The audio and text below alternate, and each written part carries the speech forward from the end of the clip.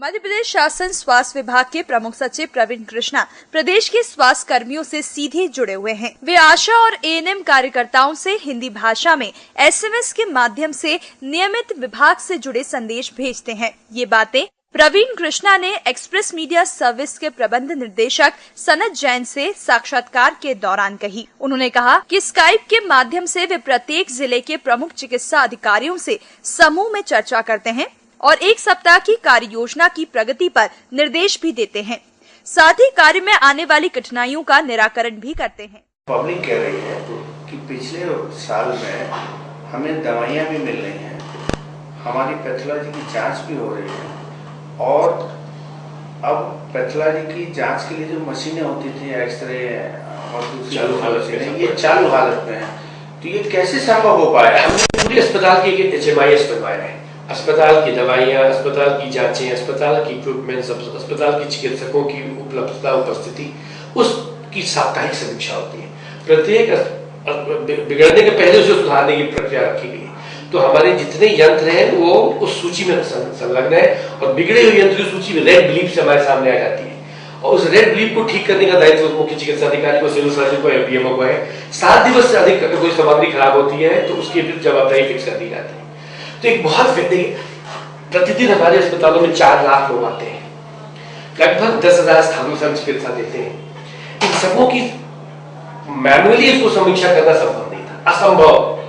अब हमने सॉफ्टवेयर बना लिया है, 12 सॉफ्टवेयर है हमारे, जिसमें प्रत्येक अस्पताल की गतिविधि की समीक्षा होती है। हमारे स्वास्थ्य आयुक्त, हमारे सभी संचालक, मैं स्वयं मिशन डायरेक्टर सप्ताह में एक बार इन सभी सॉफ्टवेयर की समीक्षा करती हैं। उसमें जॉइंट डायरेक्टर्स, मुख्य चिकित्सा अधिकारी अपने स्तर से भी समीक्षा करते हैं। तो ऐसी व्यवस्था बनाई गई है कि ई-हेल्थ के माध्यम से अपने हम लगभग 50 लाख यूनिट्स की या आइटम्स की, एंटिटीज की सॉफ्टवेयर के माध्यम से समीक्षा करते हैं। और जो ई-हेल्थ का प्रोग्राम, हमारे सारे पत्रक समाप्त हो गए।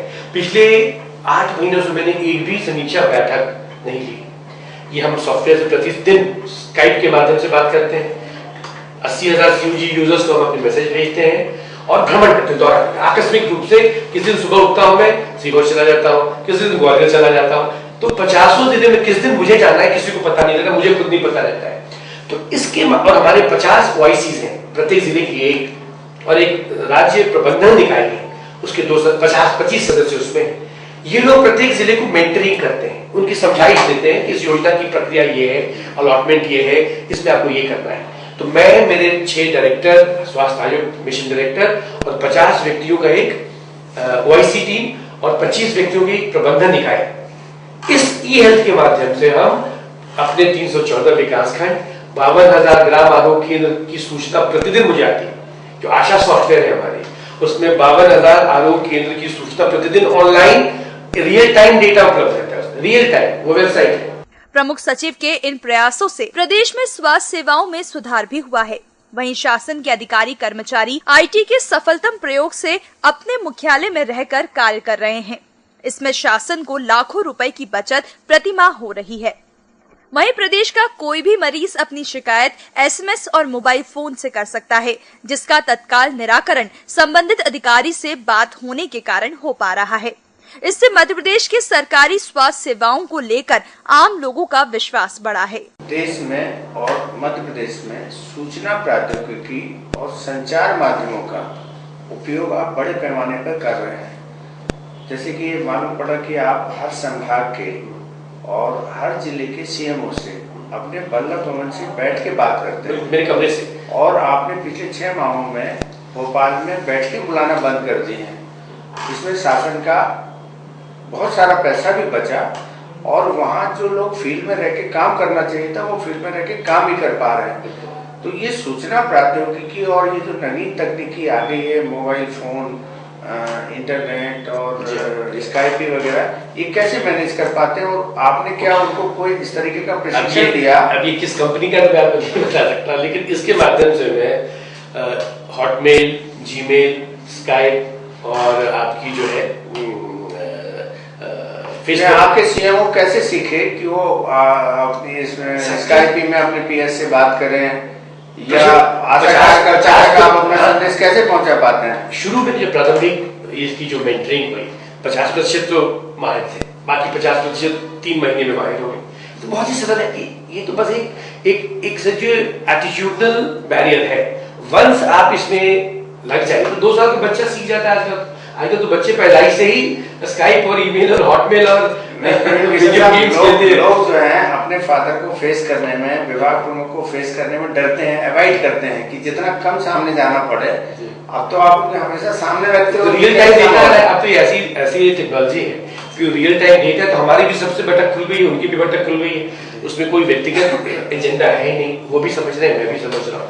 तो उससे एक अच्छी टीम भावना बन गई, विकसित हो गई। और सोचिए मैं 5 लोगों से प्रतिदिन रिस्पॉन्ड करता हूँ, वो मुझसे बात करते हैं। उसमें उनकी व्यक्तिगत समस्याएं, उनकी प्रोफेशनल समस्याएं, उनके कार्य से संबंधित समस्याएं, सबका निदान संभव है। ऐसी कोई समस्या नहीं मुझे लगती है जिसका निदान संभव नहीं है। अगर निदान संभव नहीं तो फिर समस्या ही नहीं, वो तो फिर वो इस दुनिया के बाहर की समस्या है।